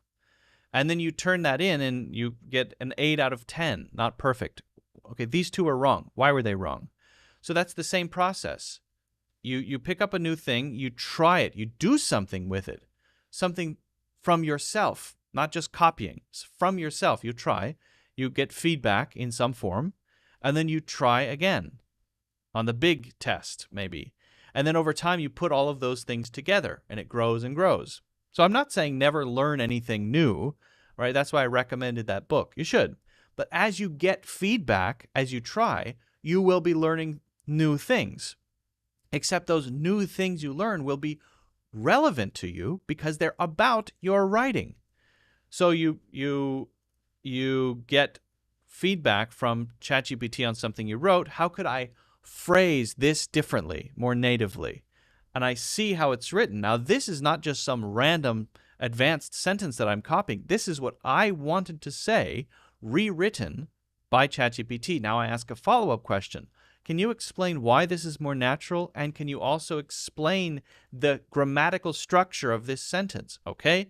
Oh, okay. Give me 5 more sentences like this. Oh, okay. Very interesting. I'm now learning not just some stuff that's out there, but I'm learning based on what I'm trying to do.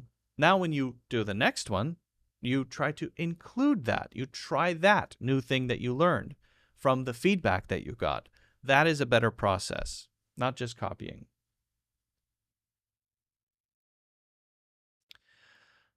Not just copy. Just copying is a mindless activity. If your mind is not active and you're not figuring things out, it's useless. It's useless. Pointless and useless. In my opinion. All right.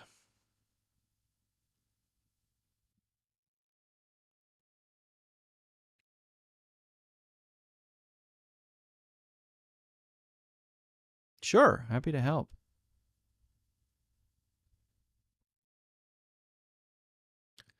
We're going to learn 5 common, very common English phrases that people use, that I use every single day.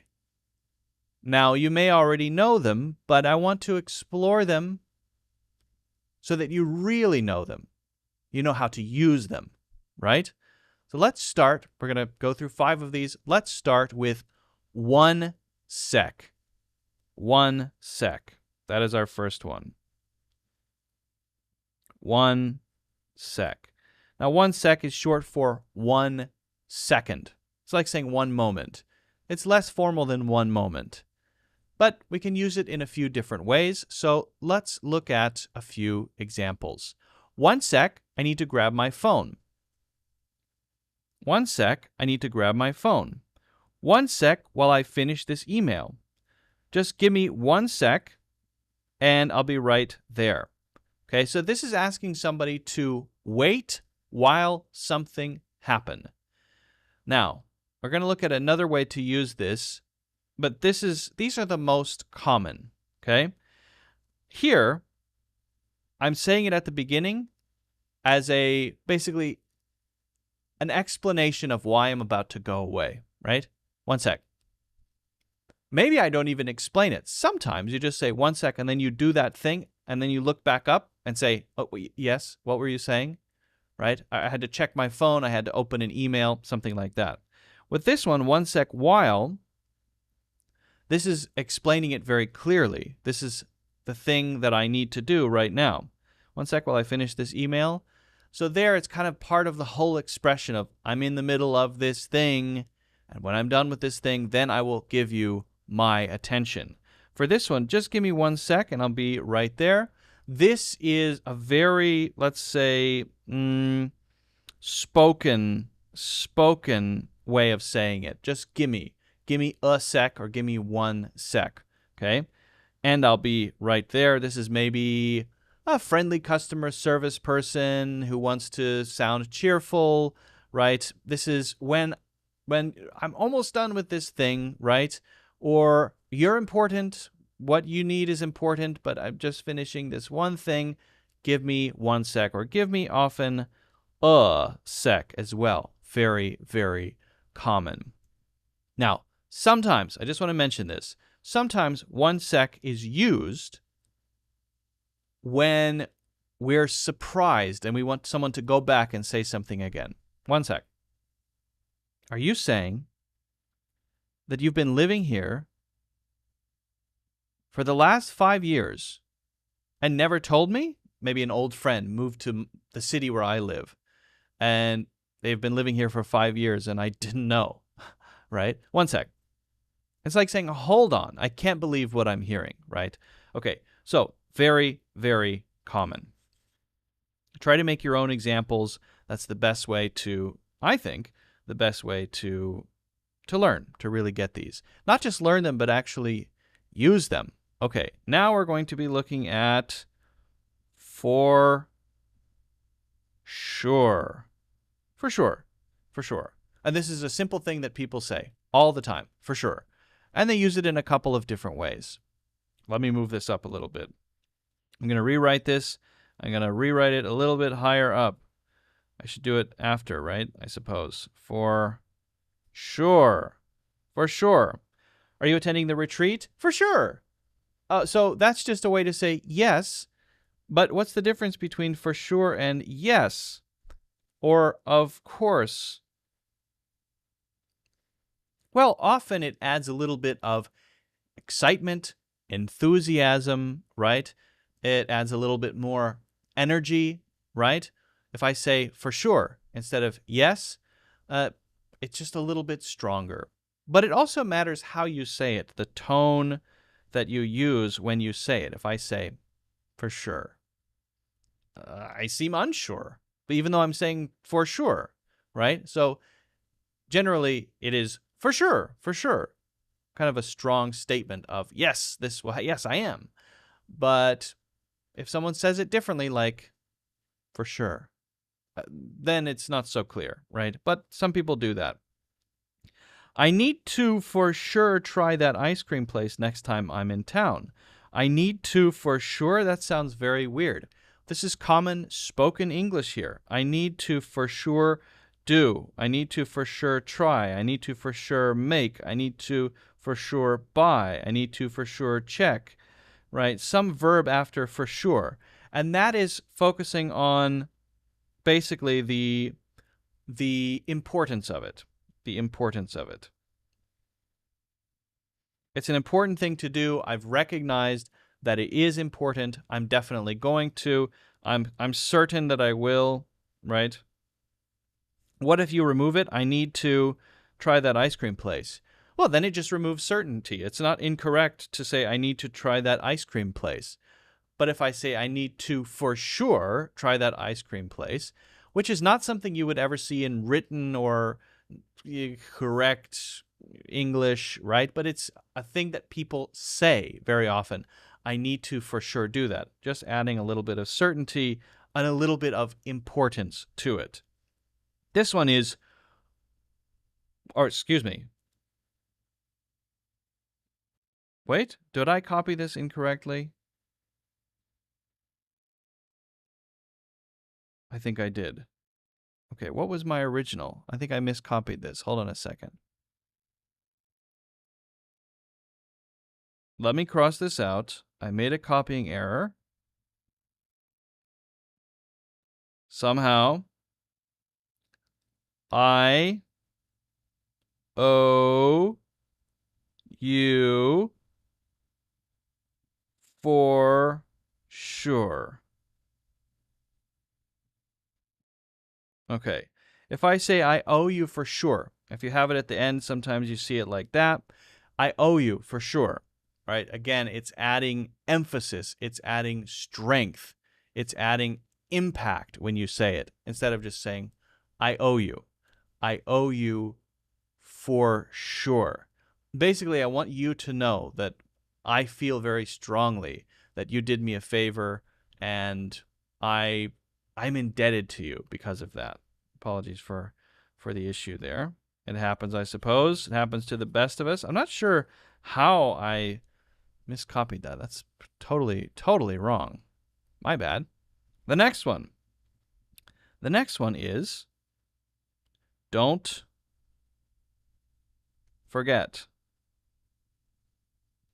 Don't forget. That just means don't forget, right? Well, yes, but let's explore this a little bit more. Oh, I did it right. Excellent. Sometimes I'm using blue and sometimes I'm not. Don't judge me. Don't forget to lock the door when you leave. Don't forget the chips. Don't forget that I'm the one who introduced you. Okay? Now, all of these do just mean don't forget, but the emphasis, right, or the connotation for these is slightly different. Okay? Don't forget to lock the door. This is saying simply a reminder. Don't forget to something. This is an action that you need to do in the future. I'm simply reminding you to do that. Maybe you already will. Maybe you already plan to. Hey, this is just a reminder. Don't forget the chips. Now, this could be just a reminder, but sometimes this is used simply to say that I'm excited about that, right? It does still technically the sentence mean you need to remember the chips, right? But why am I saying it? Am I saying it because I really think you might forget? Maybe, maybe not. I might be saying it instead because I'm excited about the chips, right? And I can't wait for them to get here. And so that's the reason I'm saying it, even though what I'm really saying is that I don't want you to forget the chips. Okay? So it's a slight difference there, a slight difference in connotation. Again, not saying what it means. I'm saying, why would you say that? We don't only say it when we're actually trying to remind someone. In this case, I'm just really excited for the chips. Don't forget that I'm the one who introduced you. If I'm the one who introduced you, right, maybe I'm expecting something. So here, I'm not trying to give you a reminder like you need to buy chips or you need to lock the door. Here, what I'm trying to do is make you appreciate me in some way. Don't forget that. And then usually you say something important. To call attention to that important thing. Maybe because I want the credit, I want some reward, maybe because I want appreciation, maybe because I just think it's important.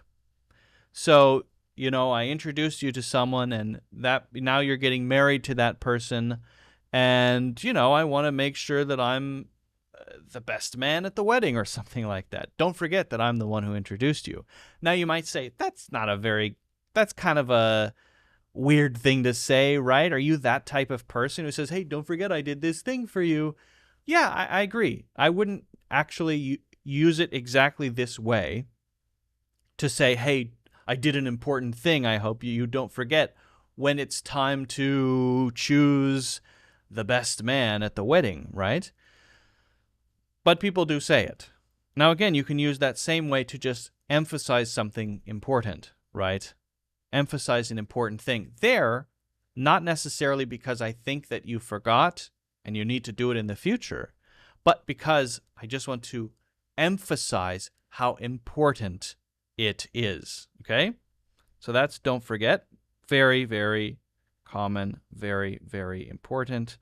Native English speakers use it all day, every day. We have two more to talk about here. The next one is check out. Check out.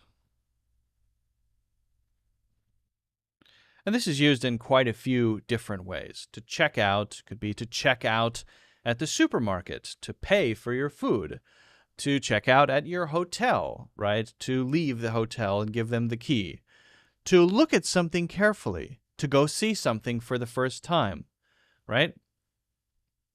Check it out.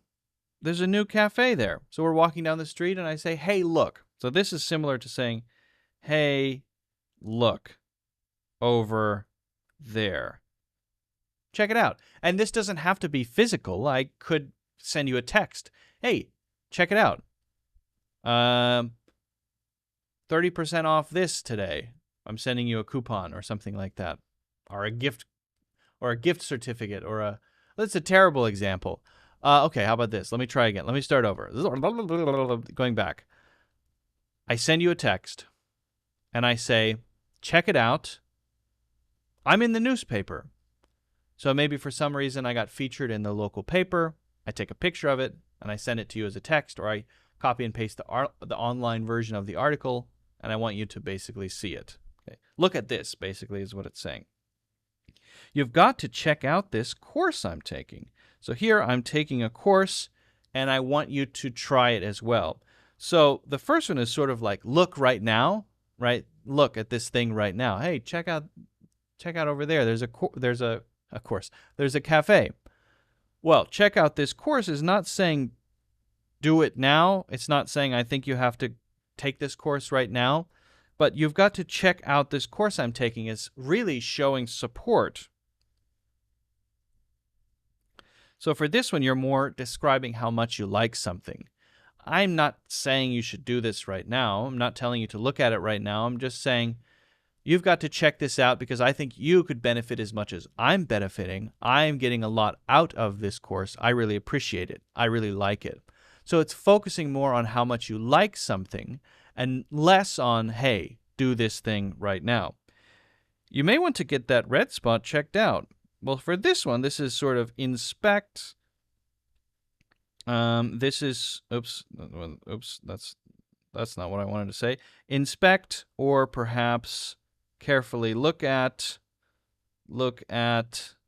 in detail, and often that is in case there is some kind of problem, right? So to get that checked out, something is wrong with your car, and you go get it checked out to find the issue, to find the problem, right? If I get a red spot checked out, there's a red spot somewhere on your body. Better get it checked out. Go to the doctor is what that's basically saying. So to get it checked out is different than saying check it out.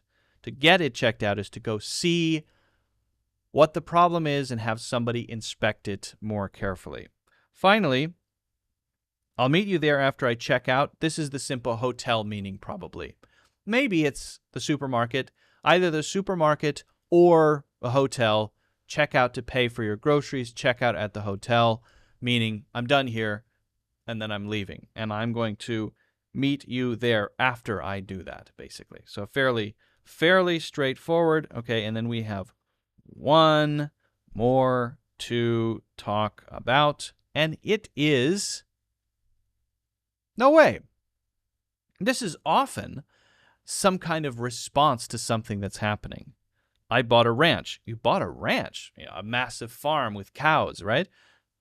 Someone says, you bought a ranch? I can't believe it. No way. No way. This really matters how you say it. No way. That's disbelief, right? No way. No way. No way. If you say it like that, it means I actually just don't believe you.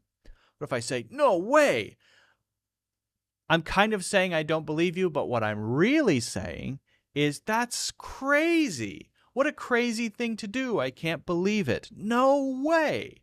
No way. So there's a line there between actual disbelief and just expressing the emotion of shock or surprise or amazement. And it's not always obvious which one it is, right? One, maybe the excited way of saying it, no way, is less about not believing you and more about my emotion. And saying it more flat, no way, is more about me not believing you and less about the emotion. Okay? That's the basic idea. No way you just saw Sean Penn in the park. Okay. Sometimes, again, this is about disbelief. Sometimes this kind of thing would be trying to express that it's just a weird thing that happened.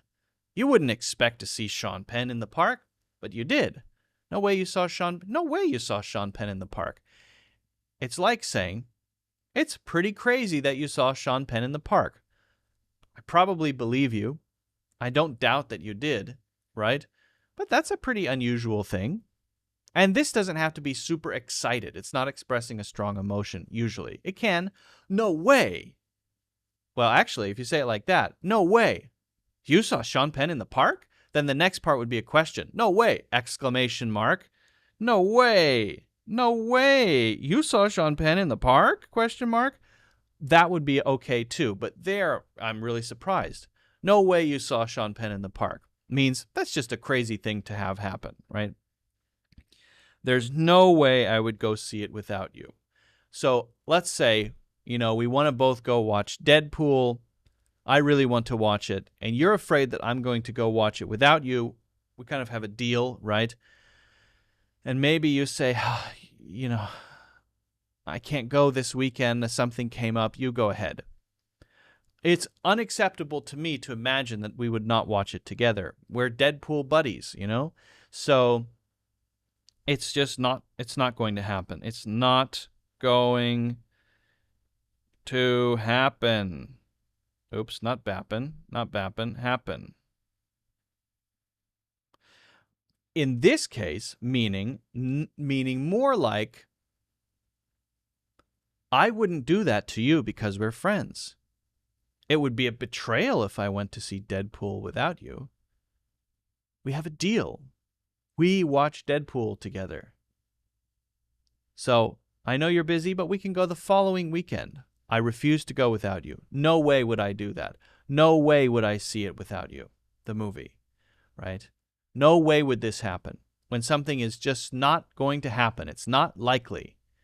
It's impossible, perhaps, right? So if you think something has a low chance of happening, or you just refuse to do something, in this case, for example, me refusing because of loyalty, no way is a good little phrase to use. So that's it. If you have any questions about how to use these 5 extremely common, useful English phrases, let me know. Make your own examples. Pop those in the comments if you haven't already done so. Don't forget to hit the like button and subscribe and get a free course in the links in the description.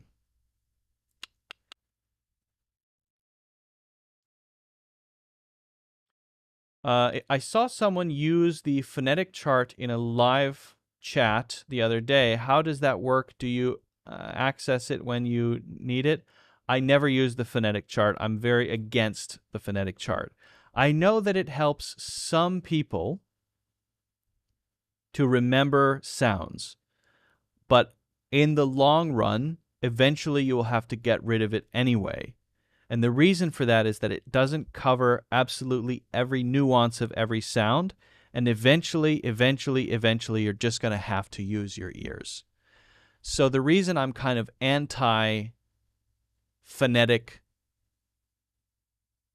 pronunciation, phonetic symbols, phonetic charts, the reason I'm not really in favor of that is because it's an unnecessary middle step to what you will have to do anyway, which is eventually listen, use your ears. The way that native English speakers learn language is that they listen to the world around them and they eventually get closer and closer to natural sounding speech by a process of trying and feedback. Babies do this. We watched a video in the last episode about a baby who was trying to say strawberry, and she had heard strawberry many times. She was getting closer to it, but not quite. It sounded like da baby, da baby, da baby, da baby, da baby. And then finally her mother went, strawberry? And she went, yes, yes. But I was trying to say strawberry. Babies use their ears to collect information from the environment, tons of examples in different situations, different contexts. And then over time, they experiment by trying to make the sounds, getting closer and closer and closer with help from parents giving feedback. You mean strawberry? Yes, right? So that's how people learn languages. And if you want to sound natural, eventually you have to do that anyway. Now, the nice thing about being an adult is that we can use our ears as we choose. So you can develop your ear, your listening, into this kind of machine to detect differences between what you hear out there and what you say, right? If you get really, really good, you can hear the difference between that thing and yourself. Maybe you're doing shadowing, you're listening to a sentence. I'm saying it, I'm hearing it, I'm saying it, I'm hearing it, I'm saying it, I'm hearing it, and there are some differences. And I think the difference is in the way that that sound, So you play with your mouth, until you kind of line them up and match them. Experimentation, right? Self-feedback, if you can, getting feedback from others. Now, the phonetic symbols, yeah, they can be a good way to kind of match and remember things. I'm not saying they're totally useless, but I'm saying eventually you have to get rid of them anyway. It's kind of an intermediate step. So my opinion is, why even do it? Why not just jump into the swimming pool and start using your ears, training your ears, honing your listening, and giving yourself feedback as you work on your pronunciation? Why not just do it that way? But hey, that's just me. I'm kind of against it, but I know that people do like them. I saw you using it as well a few days ago. I used the phonetic chart? Surely not. I may have used a phonetic symbol as an example of maybe just asking. I think I put out a poll, but I don't use them. I don't use them. I definitely don't use them in any of my pronunciation courses. Don't forget, I was the one who paid your debts. Yes. Hold on a sec. You're saying your wife is eating for two? You should have a question mark at the end of that. You're saying your wife is eating for two? Question mark? This weekend we have a party. Are you coming? For sure. Yeah. Yep, absolutely. Okay. You did. Please, Vitaly, tell me when I taught people to use phonetic symbols. I don't think I've ever taught anybody ever to use phonetic symbols before. Ever. please provide a link. Please do. Please. Maybe you're thinking of another person, not me. That's possible. Is that possible?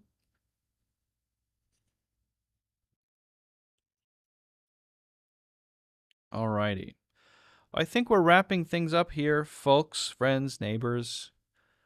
I think we're going to call it a day. Vitaly, if you want to send that link to me separately, I'd love to see it. Thank you so much for being here. Thank you so much for joining. Thank you for the questions. Hopefully you learned some helpful and useful things along the way. If I missed a question, then pop that in the comments, or maybe follow up in the Discord if you'd like. Grab the courses, 30% off. The yearly membership paid monthly for the first 12 months. It's a good deal. Free course, also in the links in the description. If you're listening, feel free to join on Fridays live. If you're watching and you want to listen, feel free to do that on Spotify and Apple Podcasts. Again, thank you so much for joining. Have a fantastic weekend, and I will see you next week. Bye-bye.